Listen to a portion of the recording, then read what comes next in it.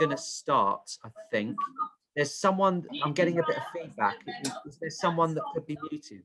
Hannah, I don't know if you... If I click mute all, then it will mute you. So I'm just going to click it again. I think I've done it now. I think it was just one person. Just looking through. We've got a really nice number of people. I think it's probably about 50 or more even. Yeah. Okay. All right. So let's get started. I would say you could have a pen and paper with you. You might, as you hear what I'm saying, you may wish to jot down a couple of things. So I'll just give you a few seconds to get together a pen and paper. I mean, usually for a webinar, you know, there might not be much to you know, it's informative. But if you do want to write things down, then I would suggest that at some point you might want to. Great. So I think we're about ready. Let's start. So just for those of you that have joined us in the last minute or two, my name's Richard. I'm an employment advisor at Work Avenue. I'm joined with my colleague Hannah, who's also an employment advisor, one of my colleagues here.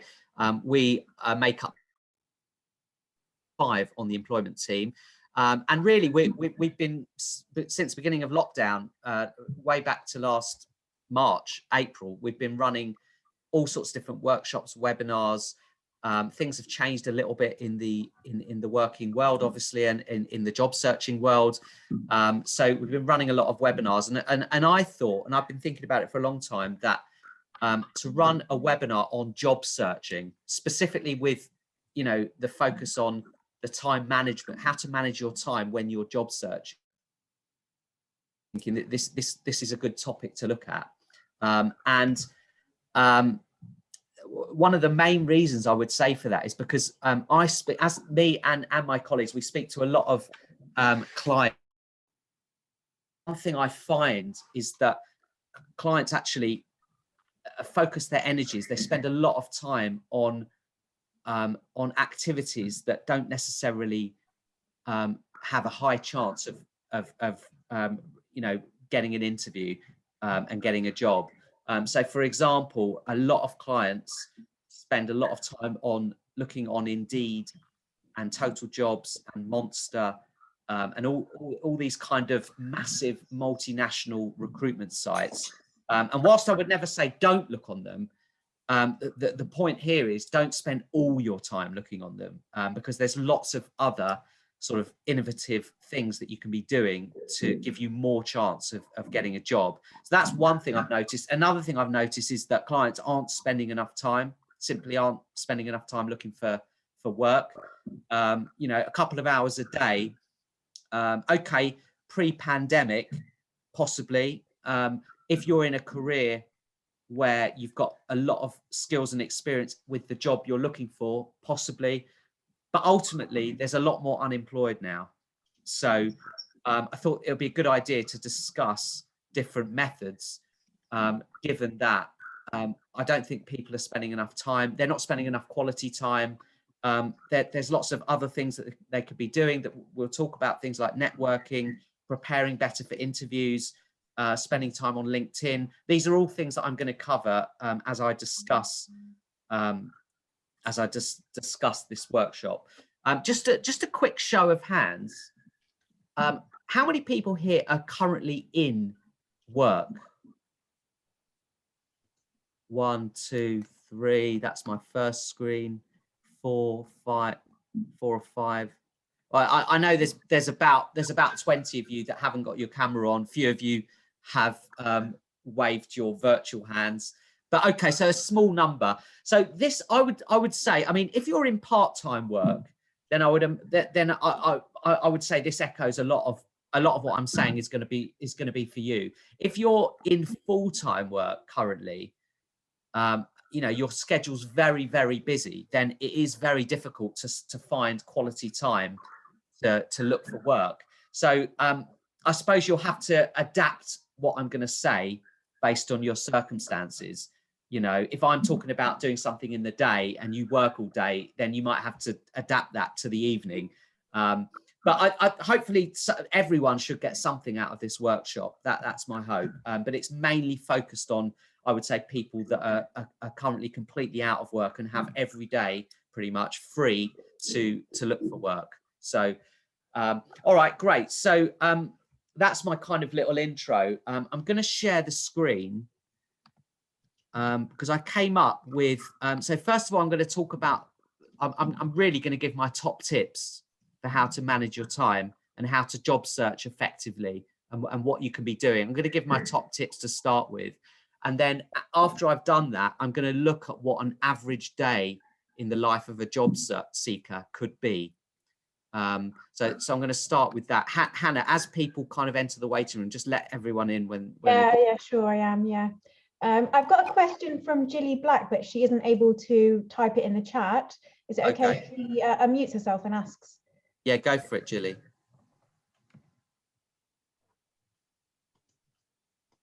Sorry, no, I haven't got a question yet. It was just to say that I can't type in the chat. So if and when I've got a question, if I can just raise my hand, that would just be great. Yeah, okay, Jilly, no problem. Hannah, keep an eye out for that. I might not spot it. Yeah, sure, yeah. Thank you. Okay, great. So I'm going to share my screen here. There we go. All right, so these are my main top tips. But again, we will have, people will have if you've got any questions, if things don't make sense or if they don't work for you, then obviously put your comments in the chat and we'll look at it as and when appropriate or afterwards. My first tip is looking for work is a full-time job. Simple as that. You know, I will reiterate again, if you are highly experienced and knowledgeable in your career, okay, so you know, let's say for example you're an accountant with 5 years experience, okay, and you're applying for jobs as an accountant where they're looking for 5 years experience, then you probably don't need to treat it like a full-time job, okay, especially as to become a qualified accountant you need to train for many years, okay, so there's going to be less people out there in competition for you, okay. However, if you're looking for most jobs like sales, customer service, and all that kind of stuff, where there's loads and loads of competition, okay, then my advice to you is to treat it like a full-time job. And I'm going to give you a quick example.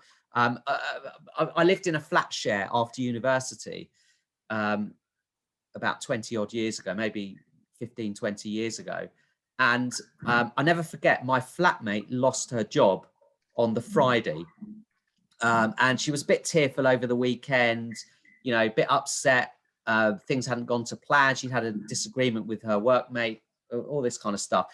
And I just remember sort of, I remember on Monday morning, I set off for work at about 8:30, something like that, 9 o'clock it might have been.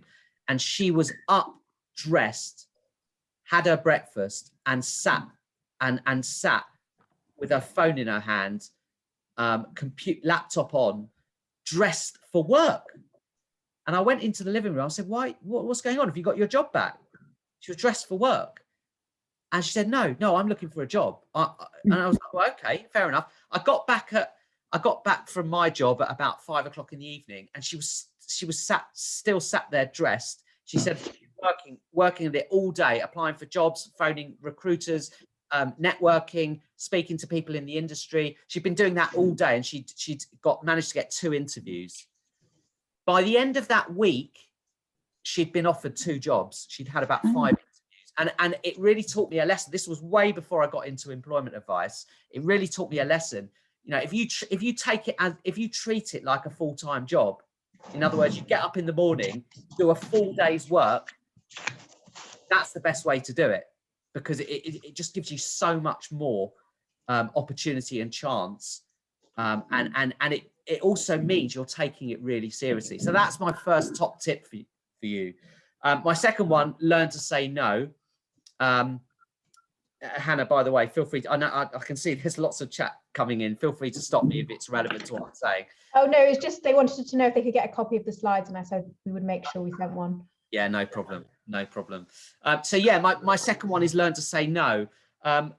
When you're not working, it seemed, I mean, I don't know about all of you guys, but it does feel a bit like you fill your days, you know. So, you know, your friend might call you up. Oh yeah, you're off today, aren't you? You're not working at the moment. Do you want to go to the park? Or I know it's fairly different at the moment in the pandemic, but things are opening up more. So, you know, if your friend wants to go for a walk, or you know, if you decide you need to, you know, you know, you want to go to the shops, or the shops are open now, or you know, there's going to be lots of things that come up. You know, your wife or husband might say to you, oh, you know, you're off today, aren't you? Could you go and pick up the dry cleaning, or could you go and get the shopping in, or something like that? I'm really busy today. Now, obviously, there's going to be some things you really have to do. Fair enough, you know, but learn to try and say no to some of these things. You know, you need to treat it really seriously, looking for a job. You know, otherwise days and weeks go by and you haven't actually achieved anything. You know, spending like a quick hour in the middle of your busy day, unemployed, spending a quick hour applying for a few jobs on Indeed, you're not really going to build up any momentum. You're probably not going to get anywhere. And actually, that's what I see when I speak to a lot of clients. I'm sure Hannah would agree with me. Next tip for you: set yourself realistic goals. Okay. I mean, some people, when they start their job search, they think, they say to themselves, right, I'm really going to go for it this week. I'm going to apply for 20 jobs a day. Okay. And it's not realistic. You know, you're at the end of the day, when you've only found 2 jobs to apply for, or none, you know, no jobs to apply for, you're going to be really down on yourself because you have this massive target. I would say set realistic targets, realistic goals that you can achieve. Okay. So for example, you know, start the day and say to yourself, I am 100% going to apply for 1 job today. If I do nothing else today, I'm going to find 1 job to apply for. I'm not just going to apply for it. I'm going to apply for it really well. I'm going to adapt my CV. I'm going to write a really good cover letter, or if it's an application form, I'm going to spend all day on this application form. I'm going to get it out by the end of today. So for example, that could be something. Another goal could be, you give yourself the challenge of having 1 chat with a recruiter. You know, so you might do a bit of research on recruitment companies within your fit within your industry that you're looking to work in. You give yourself the goal, I'm going to chat to 1 recruiter today. Or if you're on LinkedIn, you start to get, you know, really into LinkedIn, you might say, right, I'm going to connect with 10 people today on LinkedIn. I'm going to send them all a personal note as I connect with them. Yeah. So that's what I would do. Set realistic goals. And it doesn't just need to be applying for jobs. You know, if you're just starting out in your quest to get a job, you know, your target for today might just be, by the end of, I'm not going to stop until my CV is looking brilliant. Yeah. So you might just give yourself that target for today. Right. Next tip for you is find the right environment. Okay. Find the right environment to work in. Okay, I know it's really difficult at the moment. This has got to be the hardest time at the moment, especially as, you know, well, I suppose the kids have gone back to school. So those of you with kids, at least you'll have some time when they're back at school. But I know it's difficult because, you know, everyone's stuck. Most people are stuck at home. So it's difficult to find the right environment, but try as much as you can to find the right environment to work in. You know, if you're surrounded by, you know, if you're in the kitchen or in the lounge and your wife's ironing, watching the telly, or your husband's, you know, doing unpacking the shopping and has got the radio blaring, you know, if you haven't got a quiet space, you have to try and create a quiet space. Okay. You know, I remember one of my clients, you know, went round to a friend's house, you know, and sat in their spare room. You know, it was a tiny little box room, but he had complete quiet all day. You know, all you need is a Wi-Fi connection and you're good to go, and a place to sit and work. So yeah, finding the right environment. I don't know if I've explained that well enough, but it's really important. 1 quality hour of towards your job search, whatever it might be, LinkedIn, networking, applying for jobs, 1 quality hour is definitely better than 2 hours unquality. Not quality, rather. Recognize, next tip, recognize tasks that take priority. I see this time and time and again. I've been a careers advisor probably 7 years in total, and I see this all the time, where someone gets an interview, and the day before the interview they start preparing for it, and I think it's a big mistake. If you get told about an interview that you've got in a week's time, you need to start preparing now. I'm not saying spend all day every day preparing for it, but start practicing questions. You know, write down all the questions you're likely to be asked, and spend. You'll see this as we look shortly at an average day and how it can look. I've factored into the day some interview practice, just half an hour a day. It's really important. The way the subconscious mind works, it learns over a period of time. You know, it's the same reason why when you were at school, your teachers would never advocate you just doing all your revision the day before the exam. Your subconscious mind needs time for the information to go in, for you to learn it. Okay, it's exactly the same for an interview. The amount of times our clients have been frantically applying when they've got an interview, you know, in a few days' time, they've left it all the way to the last minute. So you need to know what takes priority. Perfect example, I had a client the other week that applied for a job on our website, had an interview, and one of the first questions the interviewer asked him was, what have you learned about our company? And he started telling them about the wrong company. He started telling them, oh yeah, it's great, your company, I noticed they're very big in education, sales in education, and just because the word education was on the website, he'd got the wrong end of the stick. Basically, he'd done all his preparation a few hours before the interview and got all confused. You know, I think he'd had a few phone calls and he just basically wasn't prepared. Recognize the tasks that take priority. Okay, if you get an interview, that is priority. If you've got an opportunity to speak to a recruiter, you know, make sure you know your CV inside out. Make sure you learn about what the recruiters, you know, have a look at the jobs on their website. Don't just carry on applying for jobs. Speak to the recruiter, because they're not going to be impressed. Okay, same if you've got a networking meeting. Okay, so that's another tip for you. Busy doesn't mean productive. Okay, it's kind of it's kind of self-explanatory, really. Lots of clients get very, very bogged down with certain things that aren't working. Notice what's working. Okay, your CV's working if you're getting interviews. If you're not getting interviews, either your CV isn't working or you're not applying for the right jobs. Okay, if something isn't working, you have to take a step back. Don't just be head down busy all day applying for jobs. If it's not working, you know, and actually one of the bullet points later as we come down the page is Speak to Work Avenue. So we're obviously here to help you with that. So have someone that you trust, an employment advisor or a friend, to discuss your situation with. Look over your CV. Look at the jobs you're applying for. Are you shooting above where you should be pitching it? Are you applying for jobs that are too low? In other words, are you overqualified? So yeah, don't just go for it. You know, you have to have an element of reflection on what you're doing. Next tip I've got for you: make a list of all the companies that you've spoken to.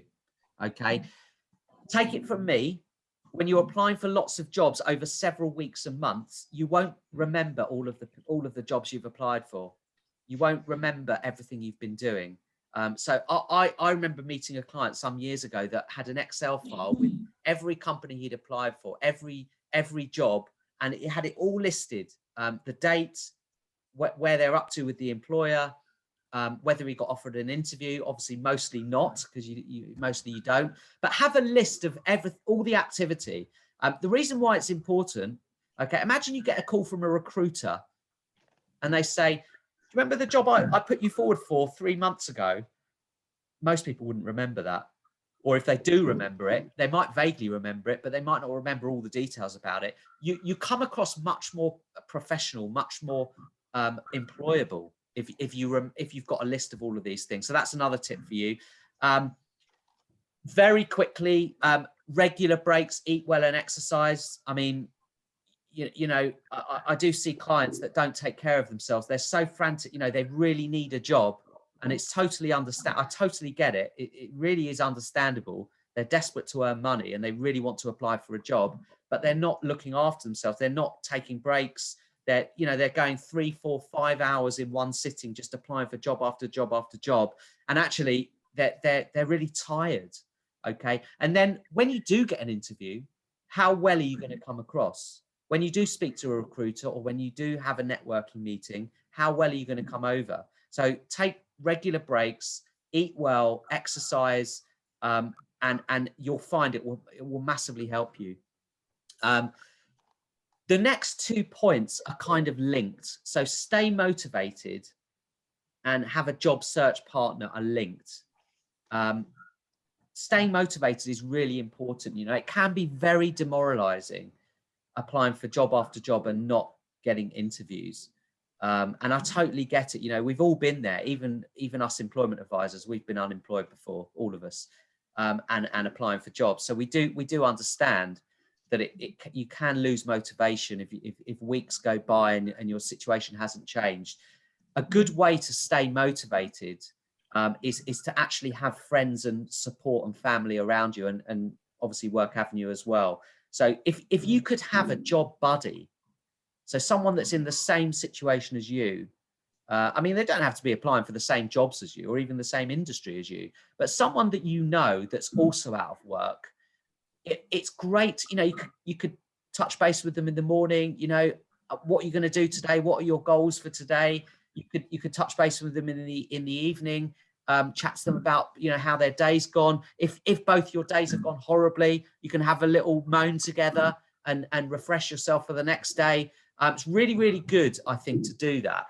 But yeah, it is difficult to stay motivated. And, you know, if you can give yourself like incentives, if you can give yourself like a little reward into a Netflix series or an Amazon Prime series, you say to yourself at the beginning of the day, right, I'm going to work solidly all day and I'm going to give myself the whole, you know, latter afternoon and evening off, and I'm going to watch the rest of that series that I've really been enjoying. You know, give yourself little goals, little incentives, rewards throughout the day and week, and you'll find you'll be a lot more motivated by doing it that way.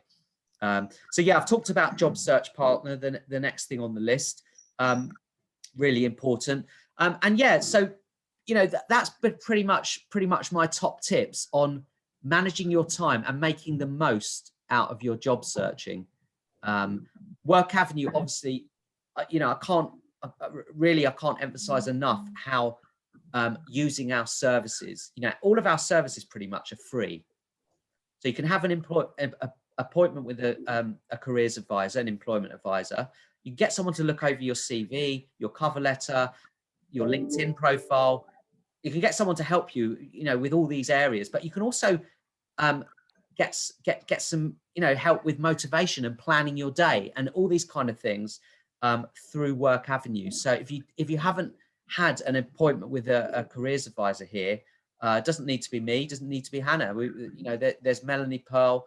Yael Solomon runs the jobs board, and we've got 50+ jobs on there at the moment. So we're here to help you with that as well.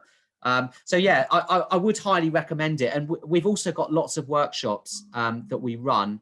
Funnily enough, tomorrow, if anyone's interested, I'm running a workshop in the morning on LinkedIn, how to make the most out of LinkedIn for people looking for work.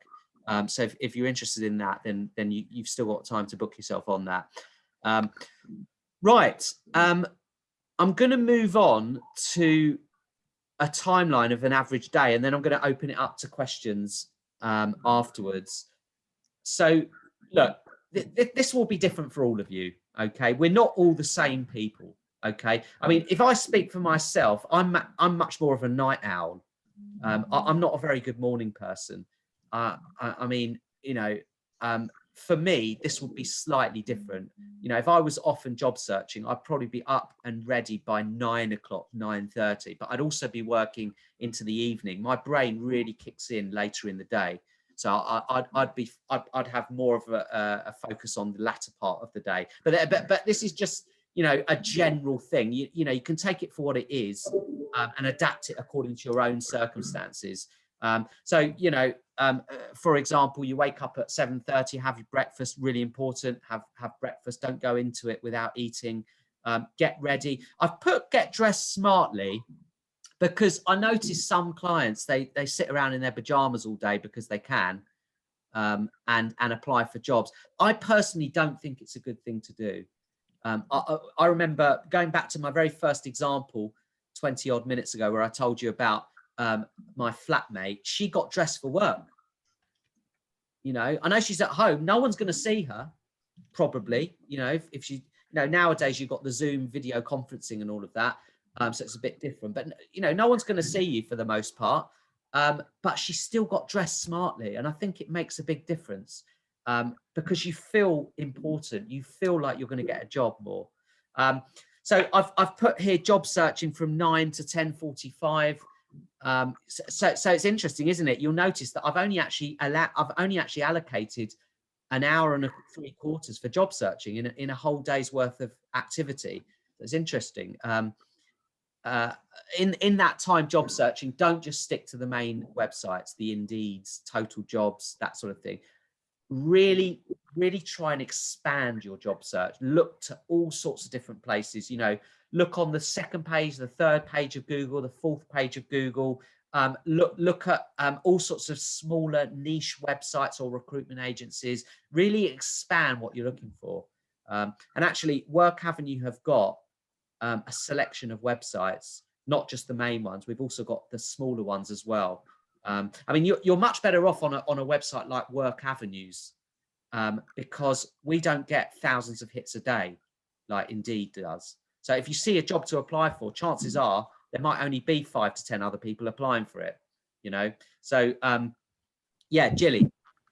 Apart from Work Avenue, which other small kind of websites are you thinking of? Can you give a couple more examples? Yeah. I mean, there's another charity that does similar work to us in the community. Resource, they've got a website with an active jobs board. You've got Fame Recruitment in Golders Green. You've got other small recruitment companies. But you know what, Jilly? I've got a whole list of them. So you could just email me if you want. My email address is on the website. I'll tell you what, I'll give it to you all now. Actually, Hannah, do you want to put my email address in? So I'll put mine and Richard's email in the chat. I've also put the link to our workshops and webinars in the chat as well. Brilliant. Thank you very much. So yeah, Jilly, there's loads out there. We'll set, just drop me an email and I'll send you the list. Brilliant. Thank you. And also there's things like, and one thing that's become more and more popular, I mean, they've been around for years, but much more so during the pandemic, funnily enough, is the Facebook groups. There's hundreds, maybe thousands of job Facebook groups. Okay, things like London Jewish jobs, with like 3 or 4 posts a day. You've got flexible working for people like me, I think, which has lots of posts a day in it. There's a whole raft of them. Okay, I mean, I remember having a client about 5 months ago who was looking for copywriting, content writing jobs. He went. We went onto Facebook together and typed into the group search function copywriting jobs, and 20 minutes prior to that, there was a job posted that was right up his street, and he applied for it and he got an interview. He didn't actually get it, but the fact that just from a little brainwave of initiative to go onto that Facebook group 20 minutes before, and he looked back throughout the day and these jobs were being posted every hour. So you might be really missing a trick if you're not on Facebook groups. So that's another one as well. So yeah, I've allocated an hour and 3/4 for job searching. Then take a short break, like I said, have regular breaks. Then 11 to 12:30, apply for the jobs that you found. Okay. And, going back to what I was saying earlier, 1 job a day it can often be enough. By the time you get to the end of the month, you've applied for 30 jobs. It's a lot. If you do it really well, and if you focus, if you update your CV, you change your profile, maybe change a few key skills, change your job title if you can. And if you really focus on that one job, and you write a really good cover letter, you know, using one of Work Avenue's templates, or you know, your own, if you've got a really good template, then that quality is sometimes better than quantity, you know. So yeah, so yes, Jilly, yeah. If you got your Sorry, hand. do you also have a list of Facebook groups? Yeah, it's on that. It's actually on that document that I'm Brilliant. going to. Thank you very much. No Thank problem. you. Yeah, so applying for jobs, hour and a half, take a lunch break. I've got a few different things in the afternoon, different from applying for jobs, but we have spoken about them. So for an hour, you could speak to recruiters or look for new recruiters. If you think, I mean, a lot of this is very much dependent on your industry that you're and the type of jobs you're looking for. You know, sometimes you wouldn't need to look for recruiters. So yeah, look for recruiters for an hour there.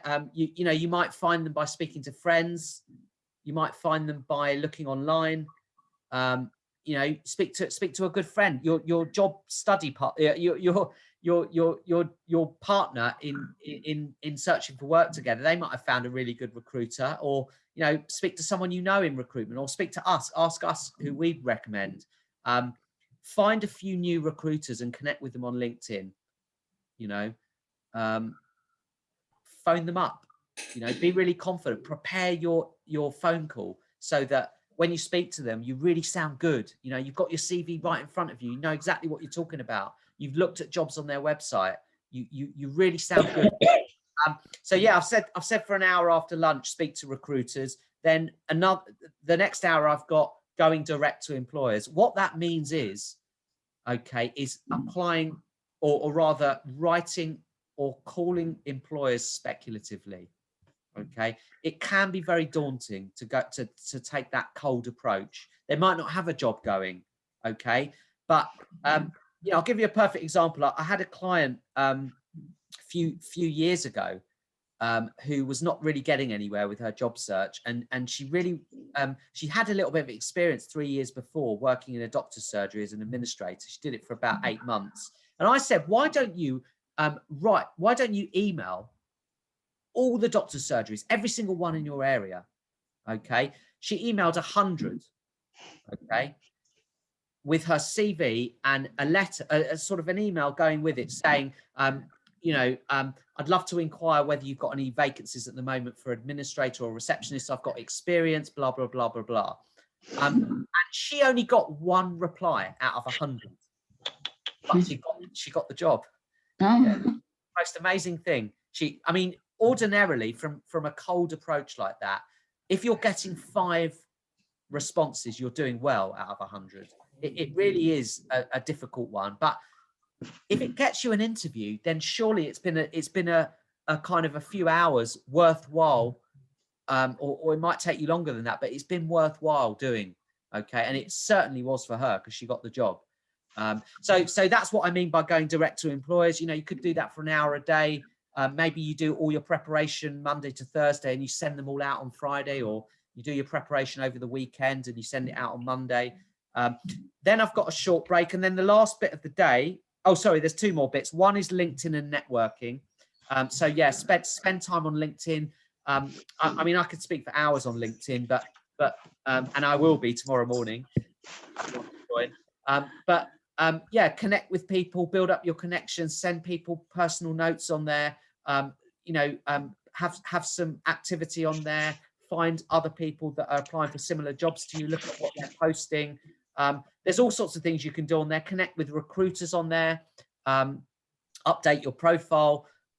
But the main thing is with LinkedIn is if you can get like a coffee, a virtual coffee or a Zoom meeting or a phone call with someone on there, whether it's a recruiter or maybe a local businessman that might be able to help you, or someone you used to work with many years ago. If you can do that, and you do that enough times, we also run a workshop on networking, by the way, so have a look out for that on Hannah sent the link. But if you can do that, you know, every day, if you can spend a little bit of time every day doing that, you will see results. I'm sure of it. We've seen it time and time again. And then the last bit of the day goes back to what I was saying, just half an hour, even if you haven't got an interview, preparing for interviews. You know, if you look over interview questions and write them down, maybe in a Word document, if you write down all the main questions and how you'll answer them, and you do that, you know, every day you look at it, you read over it, and you improve upon it. You know, you might look at one question one day and think, well, actually, I know a better answer. I can now think of a better answer for that. And so you update it. Certainly kind of a week before your interview every day. But even if you don't have an interview, I would highly recommend it, because sometimes, and Hannah would agree with me, sometimes interviews come out of the blue. A recruiter calls you up that day, or an employer emails you that day, and they say, look, you know, we really want to interview you. Can we do it tomorrow morning? The only time we've got is tomorrow morning. Now, you're going to panic if you've not done any preparation. So I would highly recommend, as part of your job search, factoring in maybe half an hour a day for interview practice. Okay. Right. Well, I've rambled on for a long time, so I hope it was useful. But I'm going to open it up to questions now. So let me stop the share, and we will send round these slides. Well, I say slides. There's very little information here. So what I would recommend you do, if you haven't been taking notes so far, maybe at some point today, just make a few notes as to what you're going to change for your job search. Hopefully it will help you. We will send around the slide though. Yeah. Sure. So I had a question from David. I'm not sure if you would know much about this. How does this relate to the expectations of the job centre to show activity? Oh yeah. So my first job was working for a welfare to work company, and all our clients came from the job centre. So I know you have to go into the job centre each week or each month. I don't know how it might have changed now. I mean, I haven't. David, what are they saying now? The job centre. So I'm currently employed, but last time I was on Job Seekers Allowance, they required every 2 weeks for you to complete the booklet to show what activity you'd undertaken, what interviews you'd attended, what progress you made, which companies you'd approached, whether they be recruiters or direct applications. So they wanted you to document your activity, have some goals, make some plans, achieve your objectives. So it was fairly full on if you're claiming Job Seekers Allowance or any of their benefits to show. Yeah, so it hasn't changed at all then. I mean, the booklet. It has since the pandemic, because now obviously there's no face-to-face. Oh, I see. So they're very, you know, there's not as much bi-monthly progress reporting. So. Oh, okay. Yeah. I see your point. Yeah. My advice would be, obviously you've got to do it. You know, the job centre notoriously isn't the best place to spend all your time when you're looking for work, because they'll suggest jobs that maybe you're not interested in. Their goal is to get you into work, which is great, but you know, ultimately, you know, it's not for everyone. But I would just factor in maybe 20 minutes a week then to fill out that booklet. You know, after you finished your activities for the day, maybe you could fill out the booklet. But I wouldn't. I mean, look, it's entirely up to you. If you've got a good job centre advisor and you get on well with them, then yeah, go for it. Spend more time each day doing it. But if it's just a case of filling out the booklet, then yeah, just find 20 minutes in your week to do it. Is how I'd answer that. Jilly, you got your hand up again there. Yeah. I was just wanting to come back to you about LinkedIn. I know you've got your session tomorrow, but I've been on at least one of yours before, if not two. I've done a lot of networking on LinkedIn, and I've got in touch with people and asked them if I can have a conversation with them. I generally ask them how did they get into their job, and then they tell me about their career. It's not always bringing results. What else should I be asking them? What particular questions, apart from how did you get into your job and what would you recommend I do? What else should I be asking people to make the most of that? Yeah, I think always have in the back of your mind that, you know, Well, the first thing is, it should be a two-way street, really. Networking works Yeah. best when you're helping them and they're helping you. So, take an interest in what they're doing. It's not just all about the questions you ask them. It's also about building a rapport with them. Okay. Yeah. Really, what you want to achieve, Gilly, is at the end of the appointment, at the end of the chat or the conversation, whatever, you want them to walk off with you in their head. Okay. You want them to know exactly what you're looking for, so that when they hear about an opportunity, okay, that they can put you forward for it, or they can recommend you for it. That's really what you want. What you don't want, and this happens all the time, by the way, what you don't want is for them to go away thinking, well, she told me admin, she told me reception, she told me operations management, she told me she's done this, she's been a carer. I don't have a clue. And then they forget about it. So I would try and be specific with people when you're networking. But actually, Gilly, we run a whole workshop on that. So I don't know if you've been to that workshop, but I think if you have, and it was some time ago, maybe you could. I don't know when the next networking one is, Hannah. Do you know? I'll just have a look. Sorry. But yeah, so I hope that helps a little bit, Gilly. I think it's all about building a rapport. Okay, it's all about. I couldn't tell you what questions to ask. It's just about building a nice rapport. If they meet someone that's got a job, you want them to think, oh, that would be great for Gilly. So by building a rapport, that's what you get from it. Right. Hopefully, that's the idea. You. Build a rapport and make them remember you. Yes. Yeah. And the next networking workshop is on the 20th of May. Oh, okay. So it's quite some time off. Yeah. You can book a one-to-one appointment, and as part of your appointment, you can ask your advisor to for a much longer chat, and that's actually possibly what might be best for you, Gilly, and anyone else. Book an appointment with an advisor, and you might want to look at your CV, you might want to look at various things, but at least spend 10-15 minutes talking about how you're going to network if you can. If networking is going to work for you, then have a proper chat with someone about it. Thank you. So next question, who should we be contacting on LinkedIn from Shirley? Well, it depends on what jobs you're applying for, what industry. Okay. I'll give you an example. A client of mine who just came out of university wanted to get into IT. He'd done a degree in computer science. He was trying to get into some sort of software development or IT or something like that. And I suggested, number one, he connects with the recruiters. Okay. Look online, look on Google, look on websites, look on LinkedIn, and see which recruiters are posting jobs that are entry level in IT, and start connecting with all of them. Okay. The next, so that's one option. Another option would be just connecting with anyone and everyone.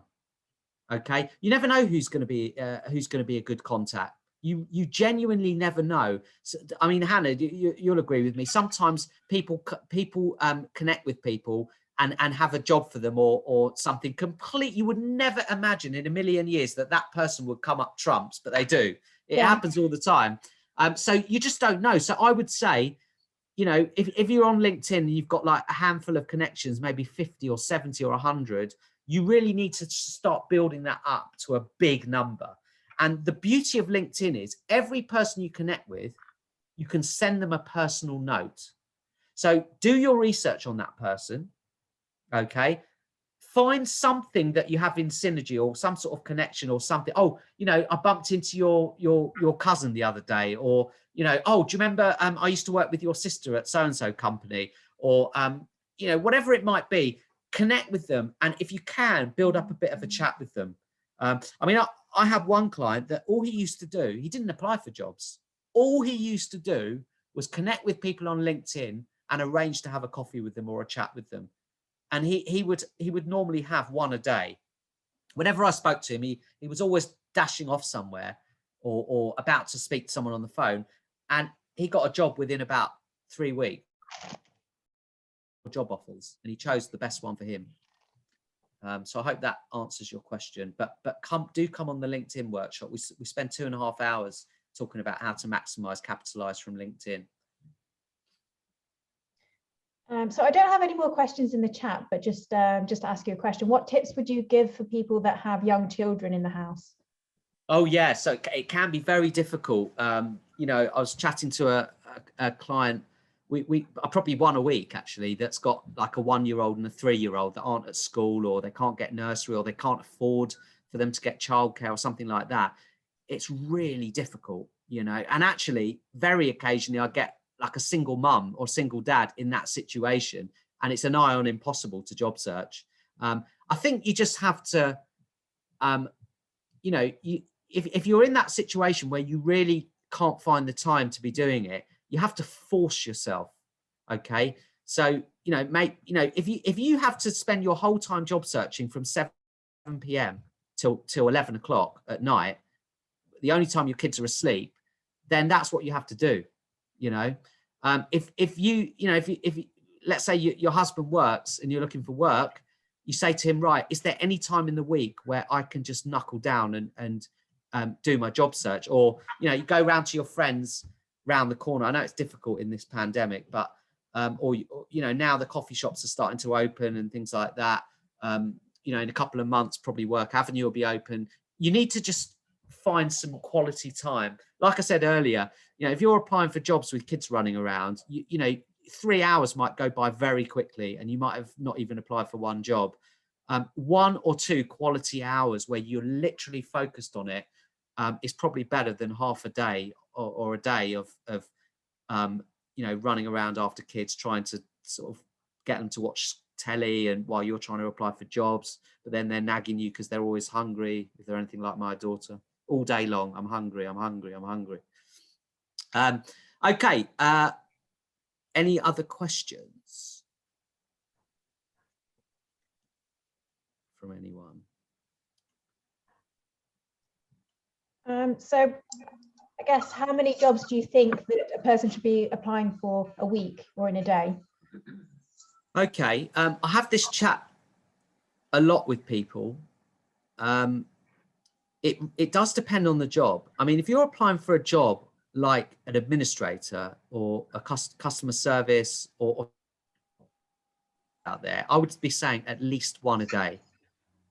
You know, if maybe look, I know I'm talking generally here. I know some people some people do really struggle, and I really sympathize with them. And if you feel that's a bit much for you to start with, then start off gently. You know, if you apply for 1 or 2 jobs in your first week, then that's fine. You know, ramp yourself up slowly.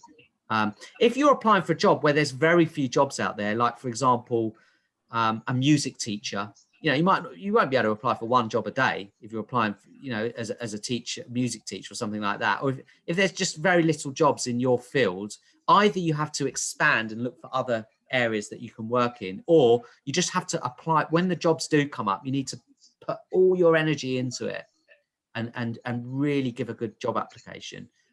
So yeah, my general rule of thumb, I say to people, is 1 a day, but it does depend on your circumstances. You could talk to an employment advisor, you know, and you could have a bespoke conversation about it.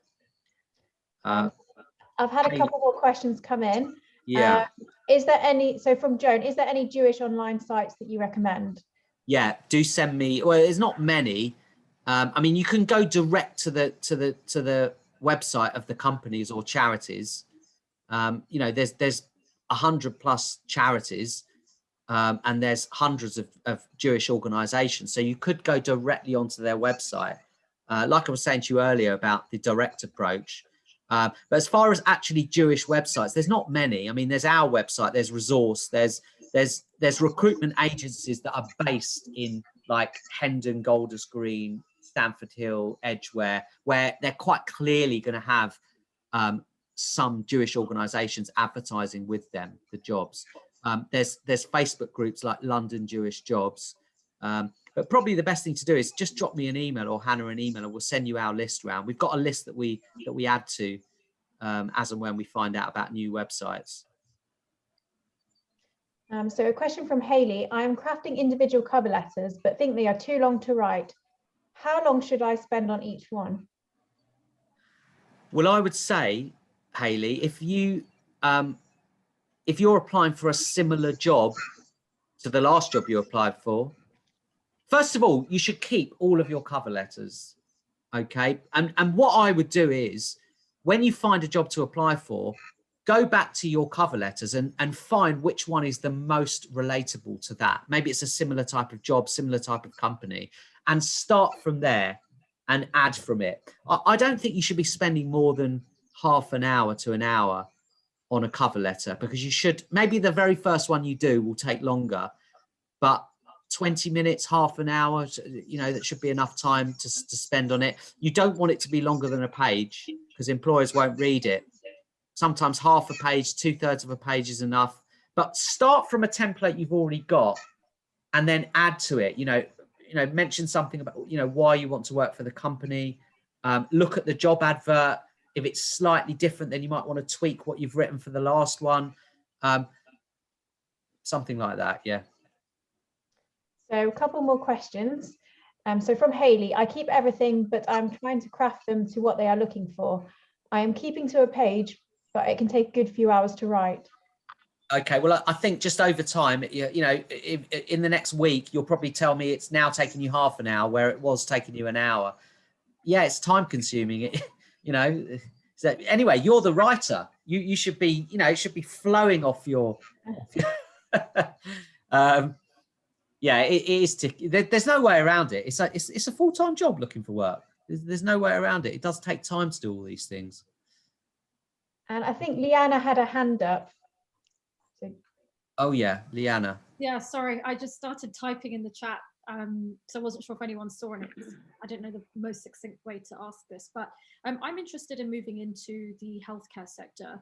I studied psychology at university, and for a few years I've been doing something different.